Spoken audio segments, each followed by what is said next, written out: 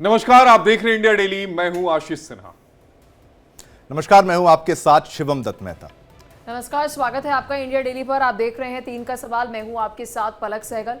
और चलिए शुरुआत करते हैं 3 के सवाल का। बार बार एक ही ट्रेन, अलग अलग शहर और एक ही वार और पत्थर। कभी प्रयागराज, कभी कानपुर और कभी लखनऊ और अब रायबरेली। देश की premium train Vande Bharat express एक बार फिर से पत्थरबाजों का निशाना बन रही है। रायबरेली में वंदे भारत एक्सप्रेस पर अराजक तत्वों ने एक बार फिर से पथराव किया। प्रयागराज से गोरखपुर जा रही ट्रेन पर हमला हुआ और पत्थर लगने से कोच का बाहरी शीशा टूट गया। हालांकि उस समय कोच में कोई यात्री नहीं था। आरोपियों की पहचान के लिए सीसीटीवी फुटेज की जांच की जा रही है।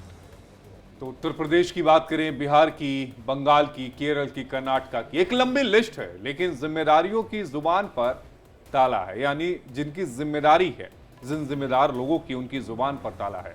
सीसीटीवी लगे हुए हैं, आरपीएफ एक्टिव है, जांच हो रही है। इस घटना के बाद यात्रियों में डर का माहौल है। कोच का शीशा चटक जाता है, यात्री सहम जाते हैं, ट्रेन थम जाती है, पर भरोसा जरूर डगमगाता है। सरकारी आंकड़ों के मुताबिक साल 2023 से फरवरी 2025 तक वंदे भारत एक्सप्रेस के साथ बाकी ट्रेनों पर पथराव के कुल 7,971 मामले सामने आए हैं। इन मामलों में 4,549 लोगों को गिरफ्तार किया गया है। पथराव से ट्रेनों को हुए नुकसान की मरम्मत में रेलवे को 5 करोड़ 79 लाख रुपए का खर्च उठाना पड़ा। इसमें वंदे भारत ट्रेनों के डिब्बों की मरम्मत का खर्च भी शामिल है। अब देखिए, वंदे भारत सिर्फ ट्रेन नहीं है, ये भारत के बदलते चेहरे की पहचान है। ये ट्रैक पर दौड़ती राष्ट्र की रफ्तार है। लेकिन आज सवाल ये है, क्या देश की शान बन चुकी वंदे भारत किसी की आंख की किरकिरी बन गई है? क्या ये सिर्फ बच्चों की शरारत है या एक सोची समझी साजिश के तौर पर इसको देखा जाए? क्या किसी हाई स्पीड आइकॉन को बार बार निशाना बनाया जाना सिर्फ इत्तेफाक है? क्यों बार बार उसी ट्रेन को निशाना बनाया जा रहा है जो देश के आत्मनिर्भर भारत का पोस्टर बन चुकी है? क्या ये मेड इन इंडिया या मेक इन इंडिया के खिलाफ कोई माइंडसेट है क्या? इस पर हमारे 3 महत्वपूर्ण सवाल है। पहला सवाल मैं बता देता हूं दर्शकों आपको, ट्रेनों पर कौन चला रहा है साजिश के पत्थर? ये पहला प्रश्न है।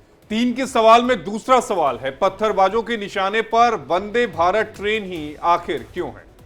और तीसरा सवाल ये कि पीएम मोदी के ड्रीम प्रोजेक्ट से किसको दिक्कत हो रही है? और इसी पर चर्चा करने के लिए हमारे साथ खास मेहमानों का पैनल है। हमारे साथ सैयद अली अब्बास जी हैं, राजनीतिक विश्लेषक हैं। हमारे साथ रुद्र प्रताप सिंह हैं, राजनीतिक विश्लेषक हैं। इसके अलावा हमारे साथ AK सिंह, पूर्व ACP भी जुड़ेंगे। आप सभी का बेहद स्वागत है।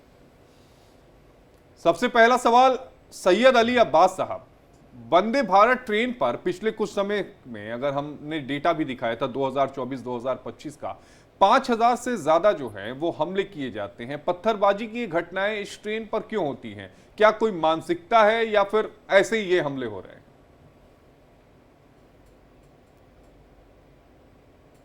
ये तो जांच का विषय है। इन्वेस्टिगेशन में क्या निकल के आ रहा है ये आप बताइए कि क्या ये हमले जो हो रहे हैं, क्या निष्क्रियता पुलिस की है या शासन प्रशासन की है, रेलवे डिपार्टमेंट की है, किसकी है? किसकी जिम्मेदारी है ये हमले जो हो रहे हैं? आपकी मेरी जिम्मेदारी तो है नहीं। आप बताइए कि ये इनसे पूछिए कि ये हमले एक सरकार की निष्क्रियता का उदाहरण है, नहीं है? नहीं, लेकिन एक सवाल मानसिकता पर भी उठ रहा है। क्या ऐसी कोई मानसिकता हमारे मुल्क में चल रही है क्या कि वंदे भारत ट्रेन है, मोदी का मिशन है तो मार लो पत्थर? ऐसा तो कुछ नहीं है ना? हाँ, मानसिकता भी हो सकती है, क्योंकि मोदी जी से तो सबको दुश्मनी है। मोदी जी सबके जो है हो सकता है बीजेपी के अंदर ही कोई ऐसे लोग पैदा हो रहे हो जो दिल्ली आने का रास्ता ढूंढ रहे हो। आपको तो नहीं है ना? नहीं, हम तो विकास की जो है विकास का काम करने वाले लोगों में हमारी मानसिकता नहीं है, तो बीजेपी के लोगों की मानसिकता हो सकती है। नहीं, चूंकि आपने कहा कि सभी की है, इसलिए मैंने पूछ लिया। मेरा मतलब आप पर व्यक्तिगत कोई आरोप लगाने का नहीं था, बस मैं पूछ रहा था। लखनऊ से दिल्ली आने के लिए आप लोगों का भी काफी वो रहता है, दिलचस्पी रहती है। आप लोग इन्वेस्टिगेशन करिए, आप लोग तो सब कुछ जानते हैं, आप तो अंतर्यामी भी हैं सब लोग। नहीं, अंतर्यामी नहीं है, अंतर्यामी कहना थोड़ा सा ज्यादा हो जाएगा। रुद्र प्रताप जी से एक कमेंट ले लेते हैं। रुद्र प्रताप जी, क्या कोई मानसिकता है? क्यों ऑपरेट किया जा रहा है? क्यों वंदे भारत को ही निशाना बनाया जा रहा है? ट्रेन वंदे भारत है क्या? वंदे यहां पर नाम शब्द आ गया है क्या? इससे लोगों को आपत्ति भी बहुत है। वंदे भारत भी कोई लोग बोलना नहीं चाहते हैं। देखिए, अगर आशीष जी ऐसी बात है तो इसकी जानकारी इस बात से निकाली जा सकती है कि जो 4000 लोग गिरफ्तार हुए हैं वो लोग कौन हैं, और उससे इस बात का पता लगाया जा सकता है कि अगर कोई संप्रदाय विशेष या कोई व्यक्ति विशेष जिसको वंदे भारत से अगर ऐतराज है और अगर इस मानसिकता के साथ कुछ लोग हैं तो ये पता लगाया जा सकता है। लेकिन ये डेटा हम लोगों के पास अभी नहीं है कि ये जो गिरफ्तार लोग हैं वो कौन लोग हैं, तो इसलिए इस तरह की टिप्पणी कर पाना बड़ा मुश्किल होगा कि वो किस तरह के लोग हैं और किस विचार के साथ वो इस तरह की चीजें कर रहे हैं। लेकिन ये दुखद चीज है, क्योंकि अगर कोई भी अच्छी चीज हो रही है और उस पर इस तरह के मतलब चाहे आप अराजक तत्व कह सकते हैं या जो भी लोग हैं इस तरह के पत्थरबाजी कर रहे हैं, तो मुझे लग रहा है कि ये बहुत गलत चीज होती है, गलत मैसेज जाता है। क्योंकि सब लोग अपनी सुरक्षा को ध्यान में रखते हुए किसी ट्रेन में चलते हैं, और इतनी बड़ी हाई स्पीड ट्रेन में अगर इस तरह की घटनाएं होती है तो मान लीजिए कि पत्थरबाजी की घटना है, कोई अभी ऐसा कोई हताहत होने की खबर नहीं है, लेकिन इससे कुछ भी दुर्घटना, बड़ी भी दुर्घटना हो सकती है। तो मुझे लगता है कि इसको गंभीरता से समझना चाहिए, और ये जो आंकड़े हैं गिरफ्तारी के, उससे चीजों को निकाल करके इस तरीके से भी रुद्र देखना प्रताप चाहिए। जी, मेन मुद्दा मैं कहता हूं कि भारत एक ऐसा देश है जहां पे सभी मजहबों को मतलब सभी की बराबर की इज्जत है। हर मजहब यहाँ पर फलता फूलता है, कोई धर्म कह लीजिए, मजहब कह लीजिए, रिलीजन कह लीजिए, लेकिन तमाम चीजें हैं, तमाम समुदाय यहाँ पर रहते हैं, भांति भांति के लोग रहते हैं, और ये देश सभी का अपना लोग मानते हैं। तमाम लोग कहते हैं किसी भी धर्म मजहब कोई भी कुछ ना हो, लेकिन देश की संपत्ति को भी तो अपना माना जाता है। जब आप मानते हैं कि ये पब्लिक प्रॉपर्टी जो है ये बस मेरी है, ये ठीक रहे, उसके सीटों को मैं नहीं फाड़ूंगा, उसके शीशे में नहीं तोड़ूंगा, ये ट्रेन मेरी अपनी है, ये हमारे जनता के इनकम टैक्स के पैसे से बनी है, और ये देश कितना सुंदर लगता है जब ऐसी ट्रेनें दौड़ती हैं। इस पर पत्थर मारना, क्या लोग अपने घर पर पत्थर मार सकते हैं जिस घर को वो बनाते हैं? ये मानसिकता, ये दिक्कत कहां है? क्या शिक्षा में कोई दिक्कत आ गई है? मजहब तो तमाम है, वो मुद्दा तो खत्म नहीं होगा रुद्र प्रताप जी जिसके बारे में आप चर्चा कर रहे हैं। क्या शिक्षा में कोई दिक्कत आ गई है? ये समझाने में कहीं दिक्कत आ गई है कि भाई साहब अपने घर पर पत्थर मार रहे हो, या आप जो कर रहे हो अपनी गाड़ी पर पत्थर मार रहे हो, दिक्कत कहां है? वो संदेश कहां पर जो है जो नहीं पहुंच पा रहा है? देखिए शिवम जी, कोई कुछ अराजक तत्व ही ऐसे होते हैं जो इस तरह की भावना को भड़काते हैं, क्योंकि अगर हम देश को अपना मानते, देश की सारी चीजें हमारी चीजें होती हैं, और उसको नुकसान पहुंचा करके आपको कोई फायदा भी नहीं हो रहा है। ऐसा जैसे कई जगह आपने देखे होंगे कि चोरी की घटनाएं होती हैं, इससे तो आदमी का एक माना जा सकता है कि किसी को व्यक्तिगत फायदे के लिए कोई चोरी करता है, कोई और चीजें, भ्रष्टाचार की बातें आती है। लेकिन रुद्र प्रताप जी, ये मानसिकता, ये घृणित मानसिकता का शिकार कोई व्यक्ति, अब उसको पागल तो नहीं कहेंगे, लेकिन घृणित मानसिकता ऐसी जरूर होती है जिसको आनंद आता है ऐसा करने में। अभी साइकोलॉजी, मजा आता है शिवम, हाँ। कि मैंने पत्थर मारा, कांच टूट गया, हाँ। अपने 4 सहयोगियों को बताएगा, गली मोहल्ले में नुक्कड़ पर बैठ के बताएगा और अपनी शेखी भगा देगा। शिवम जी, ऐसे भी लोग होते हैं कि जो लोग किसी की नई गाड़ियों को भी स्क्रैच मार करके उनको बड़ा आनंद आता है कि मैंने उनका नुकसान कर दिया। लेकिन यहाँ सवाल दूसरी तरह से है, क्योंकि अगर ऐसी घटनाएं बार बार हो रही रुद्र प्रताप जी, ये तो अपनी गाड़ी पर पत्थर मार लिया जैसा देखा जाना चाहिए ना। तो मैं वही बात कह रहा हूँ ना, क्योंकि इससे और लोगों को परेशानी होती है। कारण क्या है कि उसमें जो लोग यात्रा कर रहे हैं उनके अंदर वो डर का माहौल पैदा होगा एक, और अभी तो मान लीजिए पत्थर की बात है, वो चीज कहीं ऐसी भी कई बार घटनाएं हो जाती हैं कि ड्राइवर को लग जाए या कहीं ट्रैक को दिक्कत हो जाए तो बड़ा एक्सीडेंट भी हो सकता है। तो मुझे लगता है कि इस पे गंभीरता से लेनी चाहिए, और जिस तरीके से डेटा इकट्ठे हुए हैं, 4000 लोगों को गिरफ्तार किया गया है, किस तरह के लोग इस तरह से हैं, तो उस पर सख्ती से कार्रवाई कर दी जानी चाहिए, क्योंकि अगर कार्रवाई नहीं होगी तो ये घटनाएं होती रहेंगी। पहली चीज तो ये, और बड़ी दिक्कत हो सकती है। पहली चीज जो मुझे लगता है, आशीष भी शायद सहमत होंगे, ये शीशों को दूसरा लगाना पड़ेगा क्या? अगर ऐसे ही किस्से होंगे, बुलेट प्रूफ नहीं तो। एक सवाल सैयद जी से मैं लेना चाहूंगा। सैयद जी, अगर जितने इंसिडेंट हुए हैं, अगर उन इंसिडेंट पे कार्रवाई, चूंकि गिरफ्तारियां हुई हैं, नो डाउट लोगों को पकड़ा गया है, अगर ट्रायल जल्दी कंक्लूड होता, जल्दी सजा मिलती, तो समाज में एक मजबूत मैसेज जाता। वो मैसेज जा नहीं पाया है सैयद अली अब्बास जी अभी तक। देखिए, बात अभी हो रही थी कि क्या लोगों को इसकी तरफ जो है शिक्षा में कमी है। जब देश में, प्रदेश में नशे के कारोबार होंगे, नशेड़ी लोगों को पैदा किया जाएगा, शिक्षा के मंदिरों को बंद किया जाएगा, तो इस प्रकार की घटनाएं जो है वो थमेंगी नहीं, बढ़ेंगी। उत्तर प्रदेश में शिक्षा के प्रति जो घृणा फैलाई जा रही है, शिक्षा के प्रति जो एक अभियान चलाया गया कि स्कूलों को बंद कर दो और शराब के ठेके खोल दो। आप इन्वेस्टिगेशन कर लेना इन 4000 आदमियों में, इनमें कम से कम 90% लोग जो है वो नशेड़ी मिलेंगे। नशेड़ी जो रेलवे ट्रैक के आसपास बैठ के जो है छिनैती करते हैं, छोटे मोटे अपराध करते हैं, क्राइम करते हैं, भांग नशा खोरी करते हैं, ये मोस्टली वो लोग हैं। ये धर्म, इसमें धर्म ना ढूंढिए आपने, जैसे आपके मुंह से नहीं मुल्ले निकला था अभी। किसके मुंह से निकला था? नहीं वो आप देखिए, नहीं ऐसे नहीं। हाँ, अभी निकला था मुंह से, मुल्ले निकाला था आपने मुंह से, इसे बैक करके देख लेना। इसे आप देखिएगा, आपने मुल्ले आपके मुंह से निकल गया। नहीं, वो स्लिप ऑफ टंग था साहब, वो मैंने भी सुना था, वो स्लिप ऑफ टंग था, वो कोई मुल्ले नहीं। मुसलमानी, वो स्लिप ऑफ टंग मुस्लिम। नहीं ठीक है, नहीं ऐसा कुछ नहीं, वो आराम से भी बोल सकते थे, वो कौन सा समुदाय बोल सकते थे, ऐसा नहीं। अब वो वैसा माहौल नहीं सही है जी। देखिए उन्होंने स्पेसिफिकली कहा, अब ऐसे तो एक दिन इस देश में सौहार्द की भी बातें होंगी। आप लोग जो जहर घोलते हैं और इस तरह के जो चलाते पता नहीं कौन सा जहर हमने घोल दिया जो पी गए कुछ लोग हैं ना। अब ठीक है, AK सिंह जी भी हमारे साथ। 90% नशेड़ी निकलेंगे ये। हाँ ठीक है, माना ना आपकी बात को माना ना हमने। शिक्षा, नशा, आप नशे को बंद करा दीजिए, शराब बंदी करा दीजिए, मैं आपको बता रहा हूँ कि ये 0 हो जाएगा ये क्राइम। हाँ वो जो ट्रेन ट्रैक के बगल में रहते हैं, क्या वो शराब ही पीते हैं? और भी तरीके के नशे वो करते हैं, वो तो किसी का भी नशा करेंगे। अड्डा बना होता रेलवे ट्रैक पे, आप जहां भी देखेंगे, जहां रेलवे देखिए, जहां ट्रेनों के रुकने का या धीमी गति होती है, वहां पे क्राइम बहुत होता है। रेलवे के साथ रेलवे के जो है शीशे भी टूटते हैं और नशेड़ी लोग वहां पे उनके अड्डे बने होते हैं। ठीक है, मैं ये अपने एक्सपीरियंस की बात नहीं ठीक है, बिल्कुल आपका एक्सपीरियंस हमने यहाँ पर समझा। AK सिंह जी भी हमारे साथ जुड़ चुके हैं, पूर्व ACP हैं।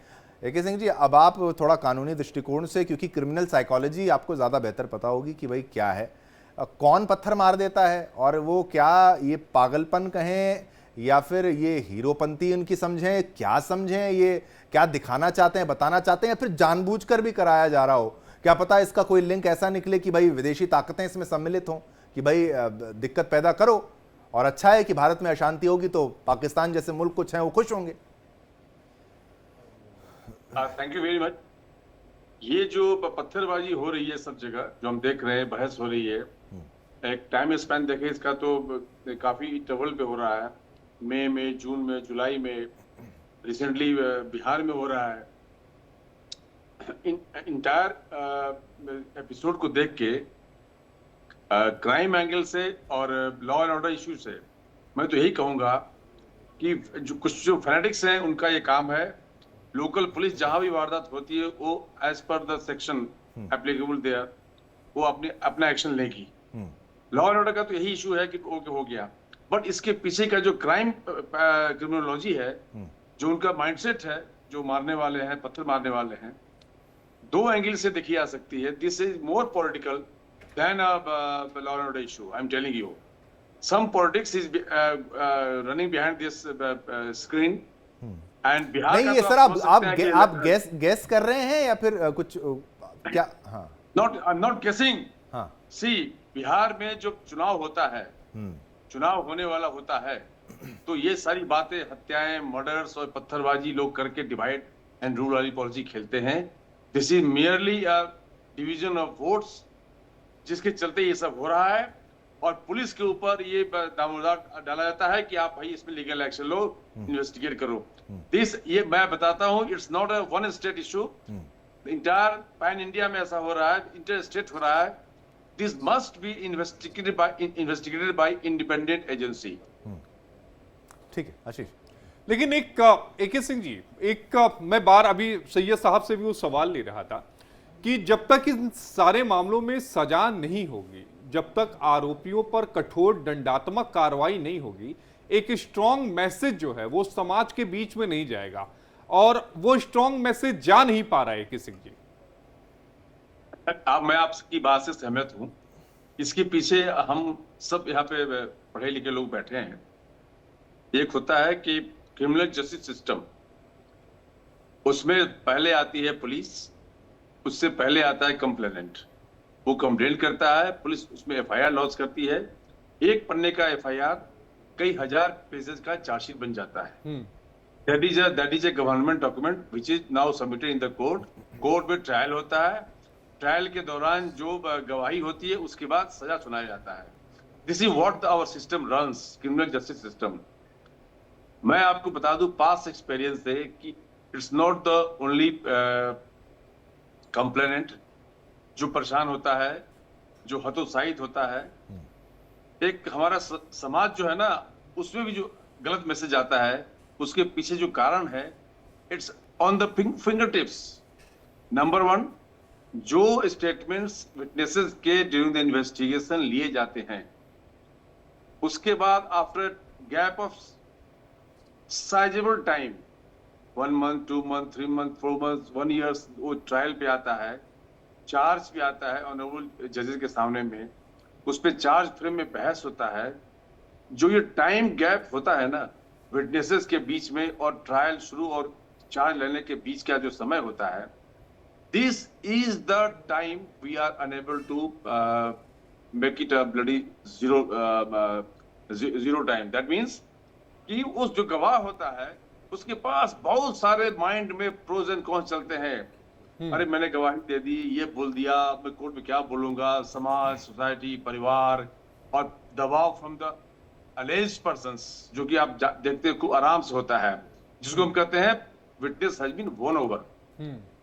वो जब होने लगता है ना, तो एक हार्ड मांस का पुतला के इंसान जो कॉमन मैन है, उसको थ्रेट्स भी आते हैं। AK सिंह जी, इसमें तो ये भी हो सकता है कि जो गवाह हैं वीडियो कॉन्फ्रेंसिंग के जरिए ही उनको अदालत में पेश करवा लिया जाए। मान लीजिए कि ये जो इंसिडेंट है वो लखनऊ में हुआ, गवाह रहता है दिल्ली में, भाई वो लखनऊ क्यों जाए, वीडियो कॉन्फ्रेंसिंग के जरिए पेश करा लीजिए, काम खत्म करिए। नए कानून में इसका प्रोविजन है, there is no need of the witness to come to the court for trial hearing, but इसमें दो बातें होंगी। जो अपना स्टेटमेंट उसे देना है वो तो अपने घर से VC से दे लेगा। जब उसके क्रॉस की बात आएगी, जब क्रॉस एग्जामिनेशन होता है, जो डिफेंस के लॉयर उसको क्रॉस करते हैं, जो अगर पब्लिक विटनेस है, तो उसमें टेक्निकल जो है ना परेशानी आती है और आएगी, आ भी रही है कि सर्टेन पॉइंट्स पे उसका फिजिकल प्रेजेंस जो है ना वहां जरूरी होता है। नहीं, वर्चुअल और फिजिकल में थोड़ा अंतर तो है, लेकिन जो प्रश्न क्रॉस में तो अपीयर होना ही पड़ेगा ना। क्रॉस में तो AK सिंह जी अपीयर होना ही पड़ेगा। प्रॉब्लम इज दिस, ये जो टाइम फ्रेम जो है ना हमारे हिंदुस्तान का या कहीं भी, इसके बीच में जो विटनेस के साथ जो होता है ना, ये हमारे क्रिमिनल जस्टिस सिस्टम को फुल प्रूफ बनाने में सबसे बड़ा रोड़ा है, जो कि हम आज तक इसका ना तोड़ निकाल पाए हैं, ना कोई ऐसा कानून बना है। एक बार जो उसने स्टेटमेंट दे दिया, देखिए there are certain laws, certain acts, जिसमें कि 161 जो गवाही होती है पुलिस के पास, that is admissible in the court. But in other cases, normal cases जो होता है IPC में, जैसे रेप, मर्डर, इसमें जो 161 जो होता है, जो पुलिस को बयान दिया जाता है, दैट इज नॉट, फिर तो 164 में जाना पड़ता है AK सिंह जी, वही दिक्कत आती है। लेकिन रुद्र प्रताप जी से एक सवाल ले लूंगा। रुद्र प्रताप जी, यहां पूरे अगर इंसिडेंट देखा जाए तो एक पैटर्न है। पैटर्न यह है कि केवल एक ही ट्रेन को निशाना बनाया जा रहा है। अगर अलग अलग ट्रेनों को भी निशाना बनाया जाता तो शायद ये चर्चा का उतना बड़ा विषय नहीं होता, लेकिन एक ट्रेन को चिन्हित कर केवल उसी ट्रेन पर हमला करना। मैंने आपको बताया था ना, ये मैं बोलता हूँ, मैंने आपको बताया था कि this is no less than law and order issue, this is totally political issue in which one thing is being targeted, that is the Vande Bharat जो नया हमारे सेंट्रल गवर्नमेंट ने शुरू किया है, इसको डिरेल करने का ये सबसे बड़ा इनका तरीका है। ठीक है, एक कमेंट इसी पे रुद्र प्रताप जी आपसे भी ले लेते हैं। आशीष जी, शुरुआत में इस पे बात हुई थी कि अगर जो लोग गिरफ्तार हुए, क्योंकि वंदे भारत जो है वो एक कॉन्सेप्ट की बात करी जा रही है और जिससे बहुत सारे लोगों को इस शब्द से नफरत है, लेकिन इसकी पुष्टि तब तक नहीं करी जा सकती जब तक ये 4000 लोगों की जो गिरफ्तारी हुई है उनकी संख्या कौन लोग हैं इस पर नहीं आता है, क्योंकि ये फिर एक तरफा बयान हो जाएगा कि किसी को टारगेट करते हुए या धर्म को टारगेट करते हुए बयानबाजी हो जाएगी। तो मुझे लगता है कि वो जानकारी अगर होती है तो वो बहुत आसान होता है। लेकिन जो अभी AK सिंह जी बता रहे हैं वो सच्चाई है कि क्योंकि कुछ चीजें ऐसी हो रही हैं कि जो टारगेट करते हुए हो रही है, क्योंकि देश में तो लाखों हमारे ख्याल से कई हजारों लाखों की संख्या में ट्रेनें चलती हैं, हर रूट पे चलती हैं, और ये तो मान लीजिए बहुत फास्ट ट्रेन है, बहुत छोटी छोटी ट्रेनें चलती हैं, उस पर ऐसी चीजें नहीं हो रही। तो अगर ऐसी चीज हो रही है तो इस पे तो बहुत विशेष ध्यान इसलिए देने वाली बात है क्योंकि ये केवल ट्रेन पे हमला नहीं है, उन चीजों पर हमला है कि जो हम एक विकास की गति की बात कर रहे हैं, हम एक नए भारत के बनाने की बात कर रहे हैं, क्योंकि जो वंदे भारत का कॉन्सेप्ट है, जो इस ट्रेन का कॉन्सेप्ट है, ये जैसे जैसे आप देख रहे हैं बढ़ रहा है, तो भारत के लिए जो ट्रेन का जो कम्युनिकेशन सिस्टम था, जो पहले बहुत आपने देखा होगा कि ट्रेनें बहुत डिले होती थी इस देश में, बहुत परेशानियों का लोग सामना करते थे, अब एक शहर से दूसरे शहर जाना बहुत आसान हो गया, कम दूर टाइम में लोग पहुंच रहे हैं। तो ये जो एक विजन है, इसको लेकर के लोग, हो सकता है कि कुछ लोगों के मन में इसको लेकर के लोगों के प्रति डर पैदा करना हो, उसको लेकर के डिरेल करने की एक पॉलिसी हो, लेकिन इसको तभी जाना जा सकता है कि जब ये पूरी इंक्वायरी, जांच की रिपोर्ट में ये क्लियर हो कि ये लोग कौन लोग हैं, क्योंकि उसी के हिसाब से आप उनसे निपटने की तैयारी भी कर सकते हैं। और जहां तक अभी AK सिंह जी बात कर रहे थे, भारत की जो सबसे बड़ी समस्या है कि हम लोग 150 करोड़ पहुंचने वाले हैं, और जो हमारे संसाधन हैं, खास करके न्याय प्रणाली के, वो इतने ज्यादा कमजोर हैं और इतने कम हैं कि अगर हम किसी भी केस के ट्रायल और उसके अगर हम फाइनल डिसीजन की बात कर रहे हैं तो 15-20 साल तो आम बात हो जाती है, छोटी बात नहीं होती। उसके बाद आपके अपर कोर्ट है, फिर सुप्रीम कोर्ट है। तो न्याय की जो प्रणाली हमारे देश में इतना स्लो प्रोसेस है कि अपराधियों को इससे डर ही नहीं होता है, उनको पता है। आप तो वो देख लीजिए ना, सुप्रीम कोर्ट के बाद भी प्रेसिडेंट है, माफी की याचिका, मृत्युदंड से माफी की याचिका, राजीव गांधी के हत्यारे बाहर आ ही गए ना। इतना डिले किया गया कि उनकी रिहाई हो गई।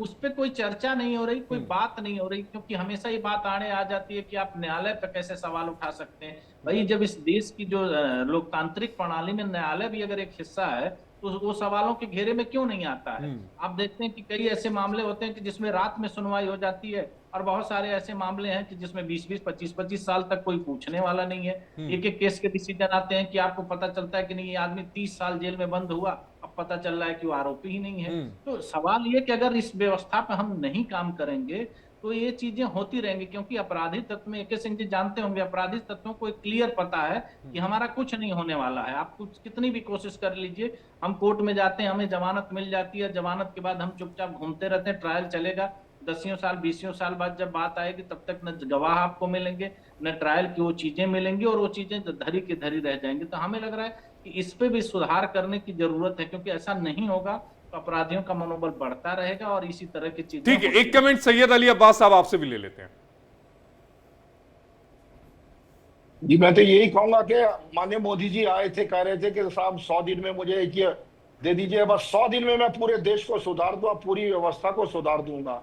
आज 12वां साल चल रहा, मोदी जी को भी अपना जो है तीसरा टर्म शुरू हो चुका है, 12वां साल है, लेकिन आज तक कोई सुधार नहीं है। रेलवे बिक गया है, और जो है कितने सरकारी डिपार्टमेंट बिक गए हैं, और बेचने से भी मुझे नहीं लगता कि कोई जो है समस्या का समाधान। अच्छा सैयद भाई, आपने वंदे भारत से कभी सफर किया कि नहीं किया?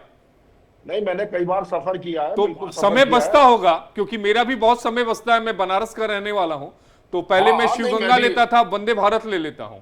नहीं, अच्छी ट्रेन है, अच्छा कंसेप्ट है, ऐसी बात नहीं है। जो काम अच्छा हुआ है वो अच्छा है, ऐसी भी नहीं है। लेकिन जो आप लोग जिस चीज के लिए, जैसे अभी सिंह साहब ने विस्तार से बताया, उन्होंने बिल्कुल जड़ से बताई है। इस समस्या का समाधान है, एक दिन में नहीं होने वाला। ये आप सबसे बड़ा, मैंने आपको एक कारण बताया है कि लाइनों के आसपास जहां पर रेलवे की लाइनें लूप लिए हुए होती है, सबसे ज्यादा घटनाएं वहां होती है जहां ट्रेन ठहरती है। सिग्नल की बात कर रहे हैं, सिग्नल के पास, खासकर जब स्टेशन से पहले ट्रेन की रफ्तार धीमी होती है। जी वहां सबसे ज्यादा नशेड़ियों के अड्डे बने होते हैं, वहां पे सुनसान जंगल होते हैं, वहां पे क्राइम होता है, नशेड़ी क्राइम करते हैं, बहुत ज्यादा करते हैं। मैं अपने पुलिस के एक्सपीरियंस से बता रहा हूँ, मुझे भी पुलिस में रहने का मौका मिला है। जहां जहां भी ये इस तरह के वो है लूप लूप लाइंस जुड़ती हैं, मेन लाइन से जुड़ती हैं, वहां पे सबसे ज्यादा क्राइम होता है। ठीक। और ये नशेड़ी लोग करते हैं इस चीज ठीक, को। फाइनल कमेंट ले लेते हैं सिंह साहब, AK सिंह साहब आपसे ले लेते हैं। अब आप बताइए, इसका ये समस्या तो बताइए आपने, इलाज भी बता दीजिए। इसका इलाज हमारा माइंडसेट है और कुछ नहीं है, हमारा माइंडसेट है। हम चाहते नहीं कि इस समस्या का समाधान हो। ये कुछ लोग, चंद लोग, मुट्ठी भर के लोग, जिनको हम हिंदुस्तान में वर्ड से प्रॉब्लम है, वहां पे क्या समस्या का समाधान हम सोचेंगे। एक तो इसमें वंदे है, वंदे मातरम करने में लोगों को आपत्ति होती है, और दूसरा भारत है, भारत कहने में लोगों को आपत्ति होती है। अब दोनों नाम एक साथ जुड़ा हुआ है, वंदे भारत, तो लोगों को कैसे बचेगा ये? ठीक है, ठीक। ठीक है रुद्र जी, 30 सेकंड फिर वाइंड अप करूंगा प्लीज। देखिए, मेरा ये कहने का मतलब है कि देखिए, आपराधिक तत्व हैं तो उनके साथ उसी तरीके का व्यवहार करना चाहिए, क्योंकि हम ऐसा नहीं है कि उनकी हम भावनाओं में बदलाव ला सकते हैं। ये लोग ऐसे थे, हैं और रहेंगे भी। लेकिन मुझे लगता है प्रशासन को इस पर और सख्ती दिखानी चाहिए, और जितने लोग इसमें गिरफ्तारी हो रही है उस पर सख्त से सख्त कार्रवाई करनी चाहिए, ताकि आगे आने वाले लोगों को एक मैसेज जाए और इस तरह की घटना को अंजाम देने से पहले उनको सोचना पड़े। तो मेरे हिसाब से ऐसा ही कुछ होना चाहिए। और स्पीडी ट्रायल कर जल्द ही सजा का भी ऐलान करना चाहिए, ताकि समाज में एक स्ट्रांग मैसेज जाए कि अगर इस तरह की घटनाओं को आप अंजाम देते हैं या इस तरह के वारदात को आप अंजाम देते हैं तो आपके जो सजा सुनाई गई है, मान लीजिए 5 या 10 साल, कमोबेश यही सजा होगी। आप तीनों खास मेहमानों का जुड़ने के लिए बेहद शुक्रिया। 3 खास मेहमान हमारे साथ थे जिन्होंने अपनी बातों को रखा।